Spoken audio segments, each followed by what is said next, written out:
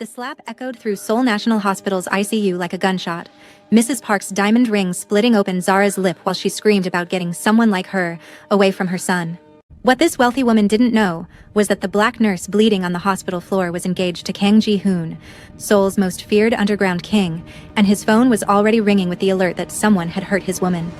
In 72 hours, Ji-hoon would systematically destroy Mrs. Park's entire life, her reputation, her social standing, her family's business, all because she made one fatal mistake. She put her hands on the wrong person. But the real shock wasn't the revenge. It was what Ji-hoon built from the ashes of her destruction. Here's what nobody tells you about what happens when violence collides with underground power in Korea. This is the true story of how one slap destroyed a woman's entire world in 72 hours and created something beautiful from the ashes. By the end of this, you'll understand why the woman who assaulted a nurse is now a social pariah who lost everything, and why the mafia boss who could have killed her chose something far more devastating instead. Before we get into the destruction, and trust me, it's coming, hit that subscribe button, because next we're dropping more stories like this, and you're not going to want to miss that. Now, let's get into this. Zara's phone kept ringing. Blood dripped from her split lip onto the sterile white tile. Mrs. Park stood over her, chest heaving, diamond rings still glittering with the nurse's blood. And security hadn't moved yet, because in Seoul, money freezes people in place. But Min Seok had moved. Ji-hoon's bodyguard was already in the doorway, his hand inside his jacket where Zara knew he kept his gun, his face drained of all color. Not fear for himself. Fear of what was coming. Because he'd just sent that text. The one that would end Mrs. Park's world. The phone stopped ringing, which meant Ji-hoon was done asking questions and had started making calls. 8 minutes. That's all Mrs. Park had left of her old life. Here's what Zara hadn't told anyone about her relationship. She'd seen Ji-hoon destroy people before, a business rival who tried to sabotage him, a politician who took bribes and didn't deliver. But she'd never seen him destroy someone for her. That was about to change. The argument had been small that morning. Stupid even. Take Min Seok with you today, Ji-hoon said, already dressed in that black-on-black combination that made him look like death in designer clothing. Zara was pulling on her scrubs, the navy blue fabric a stark contrast to the Louis Vuitton and Hermes hanging unused in their closet.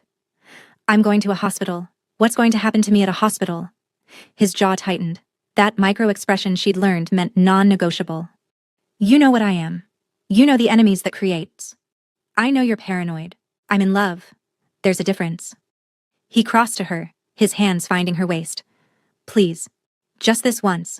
Don't fight me on security. She didn't know it yet, but agreeing to take Min Seok would be the only reason Ji-hoon didn't kill someone today. Here's what most people don't understand about Korean underground kings. They don't rule through constant violence. They rule through the threat of it. One demonstration of power can buy you years of compliance. Ji-hoon hadn't needed to hurt anyone in 8 months. Mrs. Park was about to reset that clock to 0. The Lamborghini had hit the pole at 118 kilometers per hour. Park Tae-min should have been dead. Would have been if the car hadn't cost more than most Seoul apartments and been engineered for exactly this kind of stupidity. Female nurse, 32-year-old male, critical condition. The paramedics were already rattling off vitals as they wheeled him in. Zara's hands moved on autopilot. IV lines, pressure points, calling out, orders to the residents trailing behind Dr. Kim. This was muscle memory. This was why she'd spent 6 years in nursing school and 2 more in emergency medicine. Pupils responsive, BP stabilizing, he's fighting, that's good. She worked fast, her fingers steady even as her mind cataloged the injuries. Drunk driving, again, because Cheeble kids never learned. She saved his life in 11 minutes. In 20 more, his mother would try to end hers. Mrs. Park's son he entered like a hurricane wearing Chanel. My son. The words came out in Korean first, then fractured English. Where is my son? Dr. Kim intercepted her. Mrs. Park, he's stable. We need you to... But she wasn't listening. Her eyes had locked on Zara. Still standing by the monitors. Still wearing the blood of the boy she'd just saved. And something in Mrs. Park's face shifted. Zara made her first mistake right then. She met Mrs. Park's eyes directly. In Korean social hierarchy, that's a challenge. From a foreign nurse to a chaebol wife. That's a declaration of war. Who is this? Mrs. Park's English was sharp, precise, designed to cut. Why is she touching my son? Professional. Stay professional. Ma'am, I'm the senior ICU nurse on duty.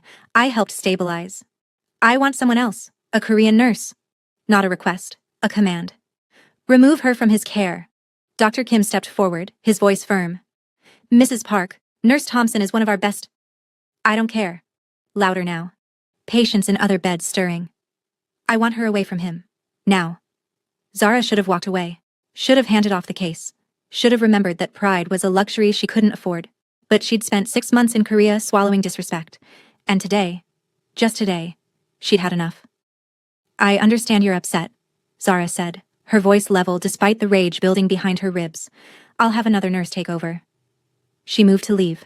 That should have been the end. But Mrs. Park's hand shot out, nails digging into Zara's arm, through the scrub fabric. Hard enough to bruise. People like you always think you can touch what doesn't belong to you.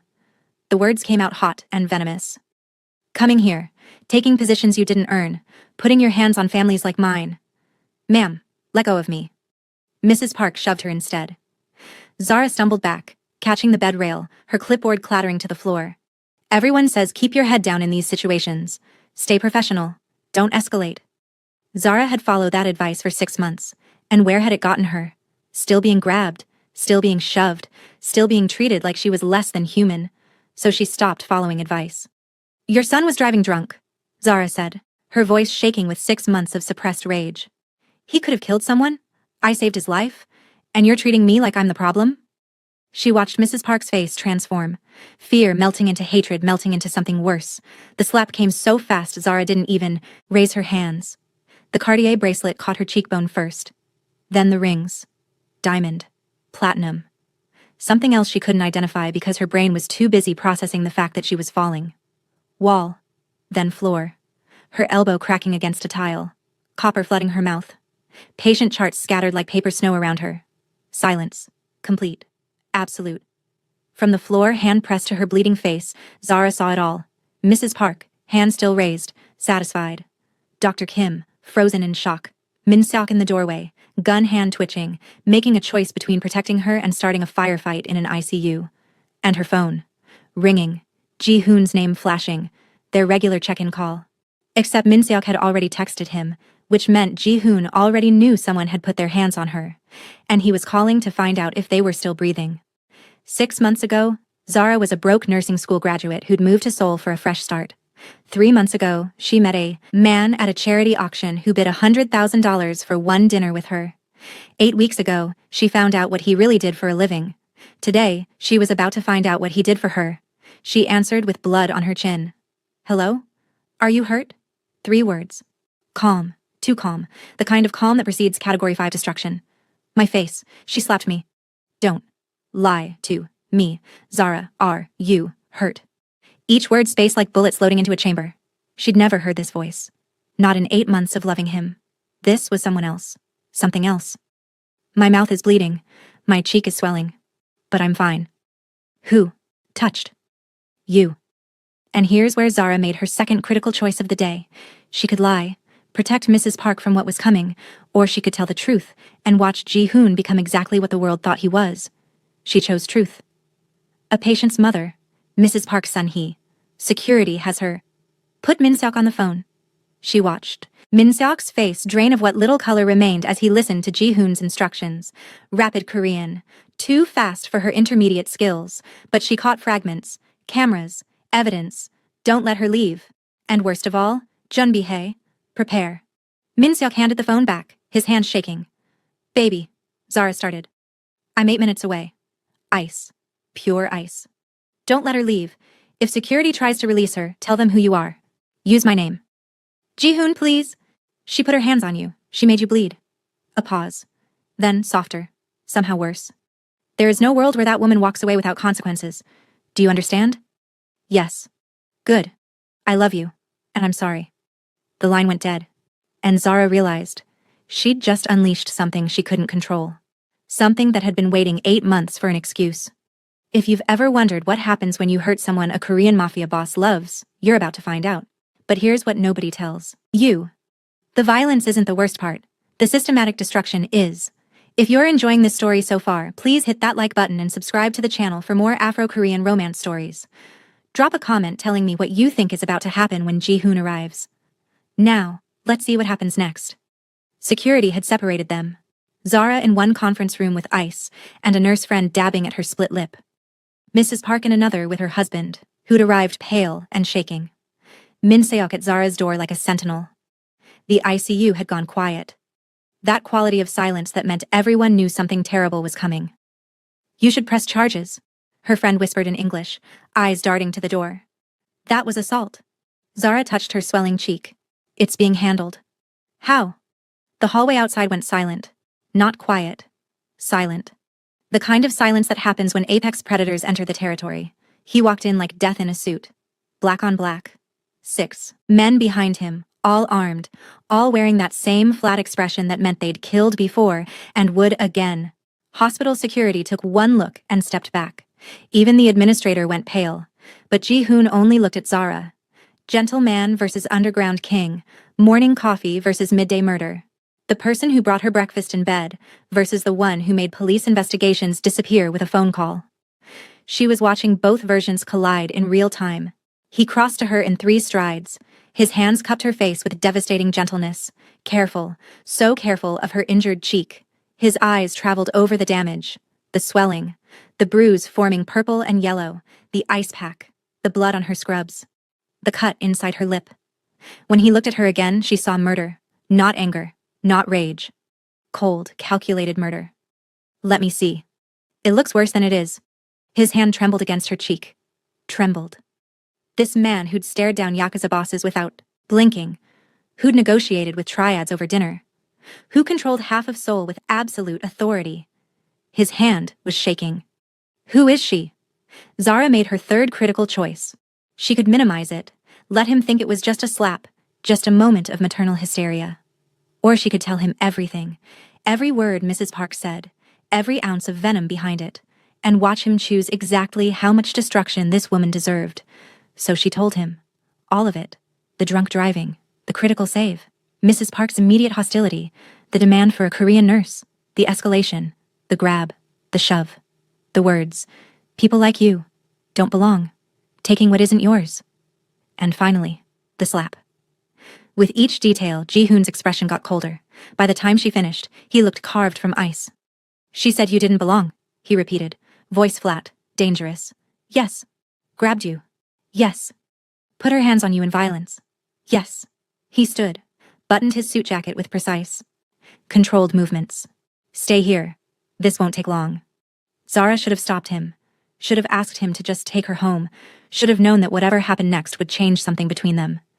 But she didn't. Because part of her, the part that was tired of smiling through hatred, wanted to watch. Here's what most people don't know about Seoul's underground. There are rules. You don't kill civilians. You don't involve outsiders. You keep business clean and quiet. But there's one exception to every rule. If someone touches what's yours, all bets are off. Zara watched through the glass. She wasn't supposed to. Ji-hoon wanted her protected from this, but she stood up, walked to the window, and watched the man she loved become a monster. The door opened. Ji-hoon walked in. Mrs. Park was mid-complaint. Something about disrespect and proper treatment. Her voice cut off when she saw him. Because power recognizes power, and Mrs. Park had just realized she'd hit someone under the protection of Seoul's most dangerous man. "Who are you?" Mr. Park demanded, trying to sound authoritative. Failing. "You can't just..." Ji-hoon moved faster than thought. One moment standing in the doorway. Next moment Mrs. Park was against the wall, her feet barely touching the floor, Ji-hoon's hand around her Chanel collar. Mr. Park lunged. 2 of Ji-hoon's men stopped him with hands on shoulders, gentle, firm, final. "My name is Kang Ji-hoon." Loud enough for everyone to hear. "The woman you struck is my fiancé. Do you understand what that means?" Mrs. Park's eyes went wide. She tried to speak. Couldn't. "That means you just signed your own death warrant." He dropped her. She collapsed, gasping. "Except I'm not going to kill you." He straightened his cuffs. Death would be mercy. One of his men, Yi-jun, pulled out a tablet. Started reading in that flat voice people use when they're destroying lives. Park Sun-hee, age 53, married to Park Dong-min, CEO Park Industries, net worth $2 billion USD, serves on Seoul Children's Hospital Board, International Women's Foundation, Korean American Cultural Center. 2 children. Park Tae-min, current patient, Park So-young, studying in London. Stop, Mrs. Park whispered. Please. By tomorrow morning, Ji-hoon interrupted, voice like winter. Every board receives footage of you assaulting a healthcare worker. Witness statements, medical reports, documentation of your behavior. Mr. Park stepped forward, voice shaking. Mr. Kang, we can settle this. Name your price. Ji-hoon laughed. Cold, cruel.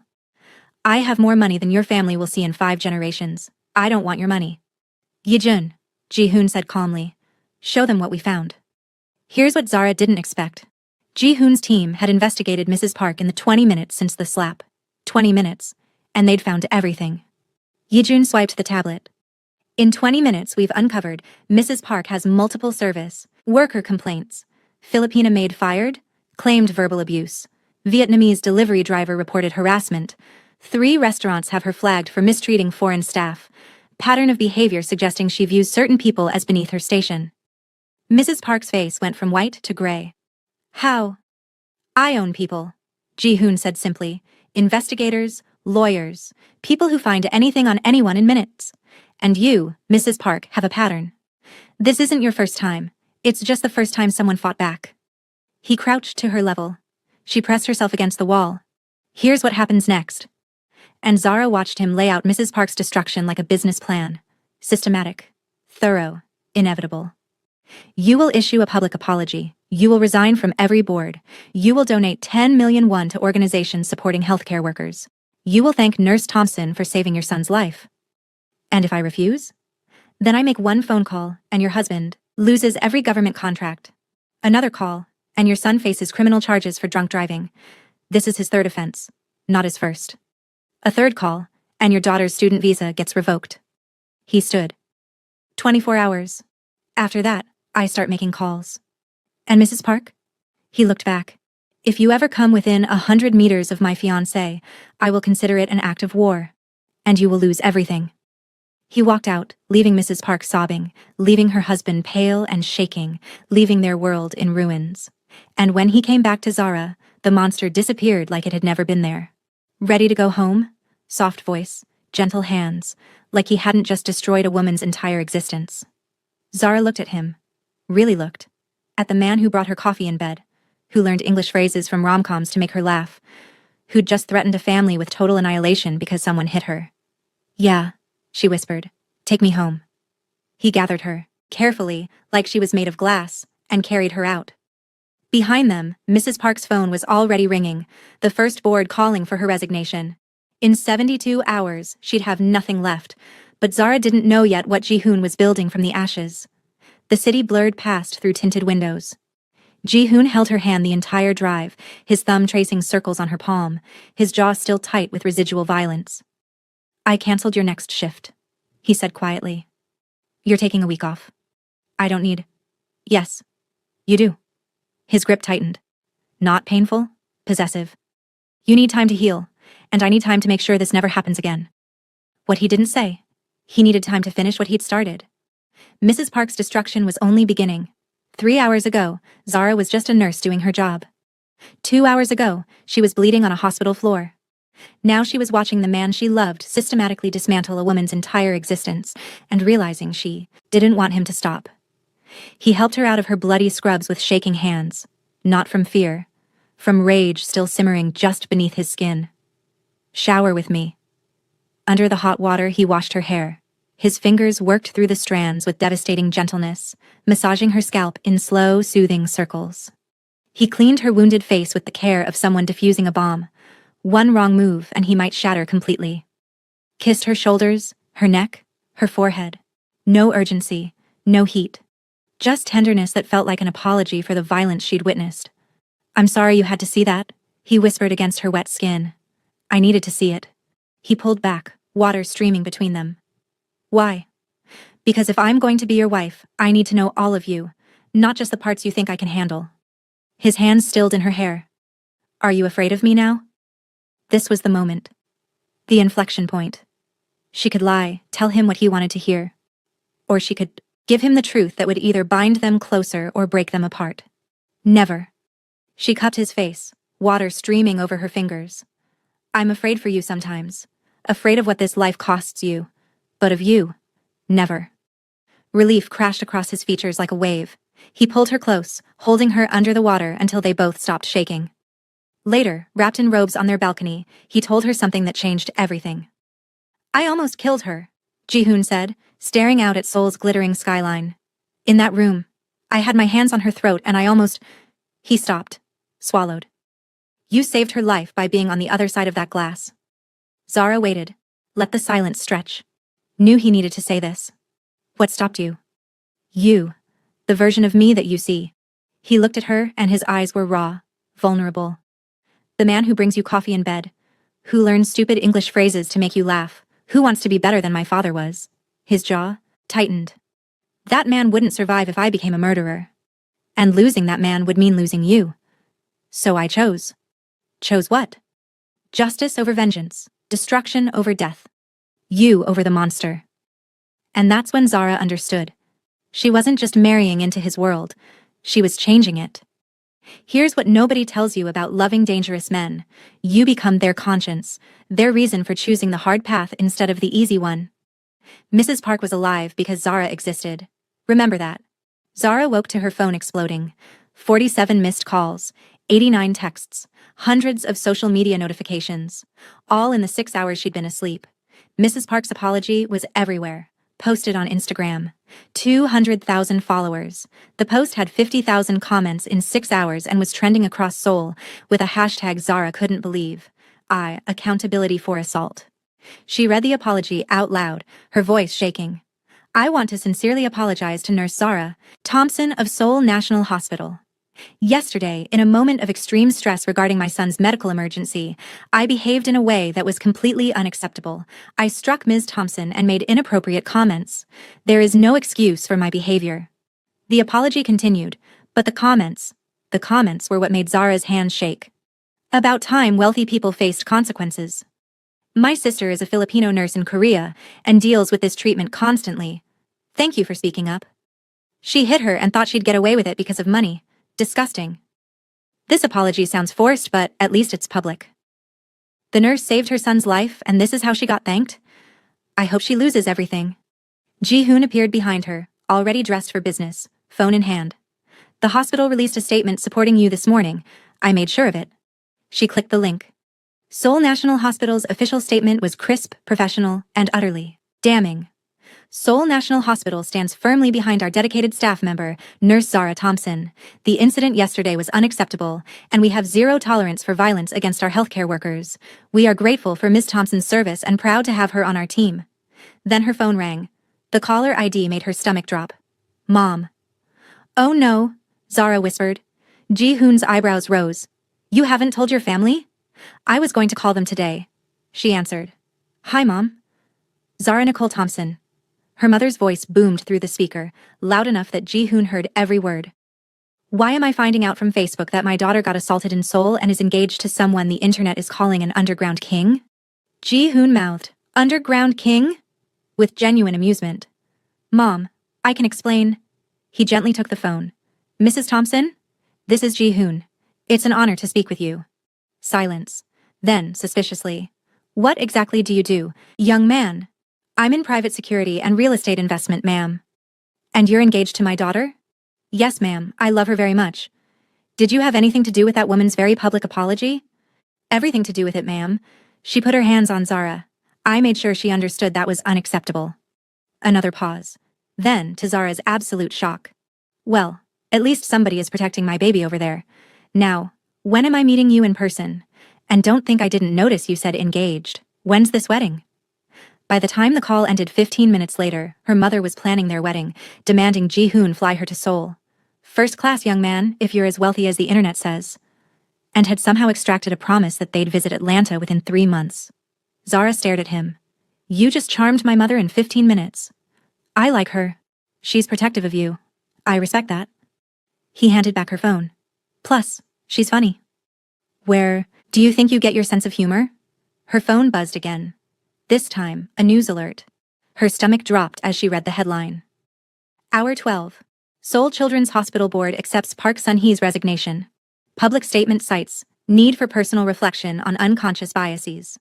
Hour 24. International Women's Foundation removes her from board. No statement, no explanation. Just gone.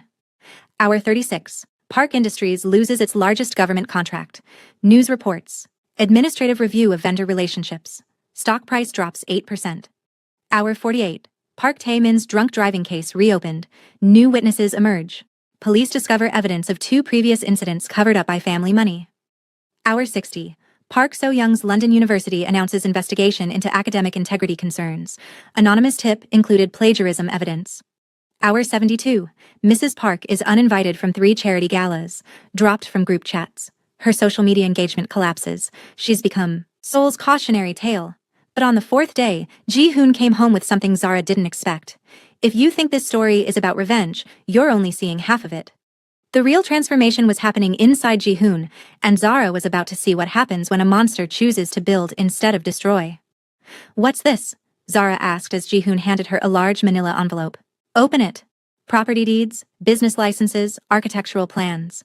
She stared at them, confused, her brain not quite processing what she was seeing. "You bought a medical clinic?" "Not just any clinic." He sat beside her, and his voice was softer than she'd ever heard it. "A community health center. In Itaewon." He spread the plans across their coffee table. Specifically designed to serve foreign workers and migrants, free or low-cost care, multilingual staff, cultural competency training required for all employees. He looked at her. "I thought you might want to work there a few days a week. Help people who face the same challenges you did." Zara couldn't speak, couldn't breathe. The plans showed a modern building, welcoming spaces, treatment rooms, a community area. Signs in 5 languages: Korean, English, Tagalog, Vietnamese, Nepali. "You wanted to make a difference," he continued, his thumb brushing away the tear sliding down her cheek. "Now you can. And I'll fund whatever you need. Equipment, staff, supplies, everything." "Why would you do this?" "Because you turned your pain into purpose. Because you're the kind of person who gets hurt, and then thinks about how to help other people avoid the same experience." He cupped her face. "Because I love you and I want to give you the world." Everyone expects mafia bosses to destroy, to take, to break things. Ji-hoon was doing something more dangerous. He was building, and what he was building would outlast any revenge. "I don't need the world," Zara whispered. "I just need you. You have me, always, but I'm giving you the clinic, anyway." And that's when she understood. Ji-hoon's revenge on Mrs. Park wasn't just destruction. It was this: building something beautiful from hatred, turning violence into healing, making sure that what happened to Zara would help prevent it from happening to others. 3 weeks later, they stood at the ribbon-cutting ceremony for the Itaewon Community Health Center, and Zara finally understood what justice really looked like. The building was more beautiful than the plans had promised. Modern, welcoming, large windows flooding the space with natural light. Signs in 5 languages, a waiting room that didn't feel like a waiting room. Comfortable chairs, children's play area, magazines in multiple languages, a coffee station. Ji-hoon stood beside her at the ribbon cutting, his hand on her lower back, looking proud. His men were positioned discreetly around the perimeter, because he was still Ji-hoon, still protective, still incapable of letting her be completely unguarded. Press, cameras flashed, community members gathered, hospital colleagues came to support her. This was real. This was happening. Zara stepped up to the microphone. "This center exists because healthcare should be accessible to everyone," she said, her voice steady despite the emotion threatening to crack it open. "Regardless of nationality or economic status. I know what it's like to be treated as less than, to have your skills questioned because of where you're from or what you look like. But I also know that with support and resources, we can create change." She looked at Ji-hoon. "I'm grateful to my fiancé for making this dream a reality, for believing in this mission, for showing me that power can be used for good." The crowd applauded, the ribbon was cut, and the first patient walked through the doors, a Filipino woman with 3 children, crying with relief that someone would see them without judgment, without prejudice, without the fear that had kept her from seeking care for months. Zara spent the afternoon treating patients, using her skills to help people who'd been turned away from other facilities, who couldn't afford care, who'd been discriminated against. A Vietnamese construction worker with an untreated infection. A Nepali student who'd been afraid to go to a hospital because of language barriers. A Nigerian entrepreneur who'd delayed cancer screening because she'd been mistreated at other clinics. And with each patient, Zara felt something shift inside her. This was what justice looked like. Not just punishment for the guilty, protection for the innocent, from bleeding on a hospital floor to opening a community health center in 3 weeks. That's not a revenge story. That's a revolution. That evening, back at the penthouse, she found Ji-hoon on the balcony with champagne and takeout from her favorite soul food restaurant in Itaewon. Somehow, he'd found the one place that made mac and cheese that tasted like home. "How was the first day?" he asked, pulling her into his arms. "Perfect. Overwhelming, but perfect." She nestled against his chest. "We already have 10 applications for next month. Word is spreading fast. We'll expand, buy another building, whatever you need." "Ji-hoon." She pulled back to look at him. "Do you realize what you did?" "What do you mean?" "You could have just destroyed Mrs. Park. Made her suffer and walked away. But you built something. You turned my pain into healing for hundreds of people." Her voice cracked. "That's not revenge. That's love," he finished quietly. "That's what love looks like in my world. Protecting you wasn't enough. I needed to make sure what happened to you would never happen to someone else who didn't have protection." She kissed him then, tasting salt from tears she didn't realize she'd been crying. "You're not the monster everyone thinks you are. I'm whatever I need to be. Monster to protect you. Builder to honor you. Both. Always both." And 3 months later, standing at their wedding, Zara realized he'd been right all along. Her mother, 2 sisters, 3 aunties, and grandmother flew in from Atlanta. Ji-hoon's family, his mother, 2 brothers, various cousins, welcomed them like they'd known each other for years. The wedding was a perfect fusion: traditional Korean ceremony in the morning, American-style reception in the evening. Zara wore a white wedding gown for the Western ceremony and a red hanbok for the Korean one. Ji-hoon wore a tuxedo and traditional Korean formal wear, somehow making both look like they'd been designed specifically for him. They exchanged vows in English and Korean, promising to protect each other, honor each other, love each other through everything. At the reception, her mother pulled her aside, tears in her eyes. "Baby, I was worried when I first heard about Ji-hoon, about his business. The internet said things." She stopped, cupped Zara's face. "But seeing you together, seeing what he built for you, seeing how he looks at you, that man loves you with everything he has." "He does, Mama.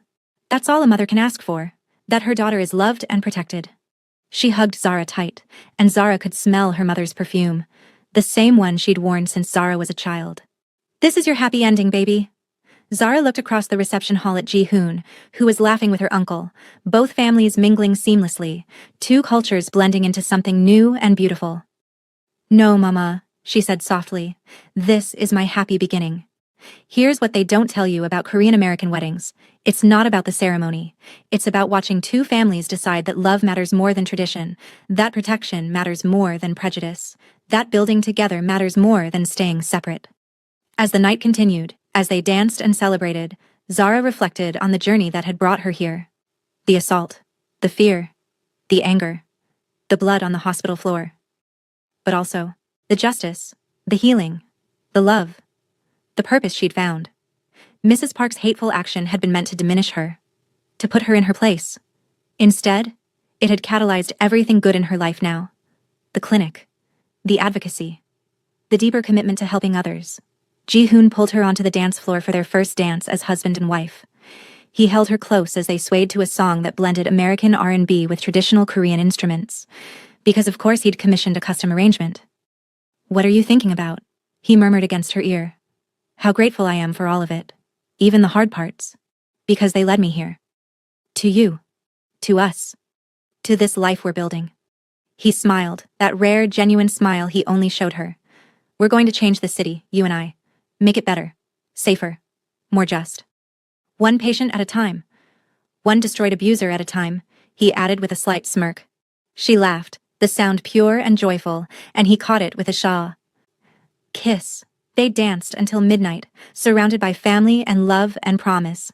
And when Ji-hoon finally carried her out of the reception to begin their honeymoon, because of course he insisted on carrying her, traditional and possessive to the end, Zara looked back one last time at the celebration. 2 cultures, 2 families, 2 worlds perfectly blended. Later, in their hotel suite overlooking Seoul, Ji-hoon opened the balcony doors to let in the night air. The city sparkled below them, endless lights stretching to the horizon. "Come here," he said softly. She moved into his arms and he wrapped her in one of the hotel robes, holding her against his chest as they looked out over the city he controlled and she was learning to love. "Do you know what you've done?" he asked quietly. "What?" "Changed me. Completely." His arms tightened around her. "I used to think power was about fear. Control. Making people afraid to cross you. But you showed me something different." "What's that?" "That real power is building something that outlasts you. That the strongest thing you can do isn't destroy your enemies, it's protect your people so well that they can build something beautiful." He turned her to face him. "Mrs. Park is gone, erased. But that clinic? That's going to help people for decades. That's real power." Zara touched his face, feeling the slight stubble on his jaw. "You were always capable of this. You just needed a reason. You're my reason. My conscience. My better half." He kissed her forehead. "My everything." They stood there in the Seoul night, two people from different worlds who'd found in each other exactly what they'd been searching for. Here's what Zara learned from Mrs. Park slapping her in that hospital. Power without purpose is just violence, but power used to protect, to build, to heal, that's justice.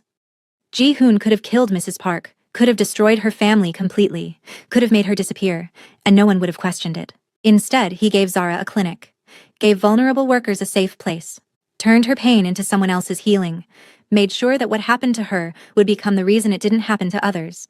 That's not revenge. That's transformation. That's the difference between a monster and a king. And as Ji-hoon carried her to bed, as he loved her with the same intensity he'd used to destroy her enemy, as he whispered promises of forever against her skin, Zara understood that she hadn't just married into his world. She'd changed it. Made it better. Made him better. Made them both better. From a slap in a hospital to a wedding that united two families. From blood on the floor to healing in a community center. From hatred to hope. That's the real story. Not the violence, not the destruction, the building, the becoming. The choice to turn pain into purpose and rage into redemption. And as sleep finally claimed her in Ji-hoon's arms, in a city that had once felt foreign, but now felt like home, Zara's last thought was simple. This is what justice looks like when love has the power to enforce it.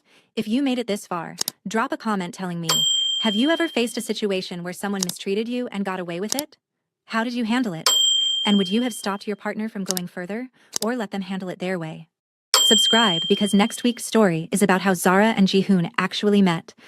And trust me, it involves a charity auction, mistaken identity, and her accidentally insulting Seoul's most dangerous man to his face. You're not going to want to miss that. Until then, remember, you deserve protection, you deserve justice, and you deserve someone who will fight for you when you can't fight for yourself, and then build something beautiful from the ashes.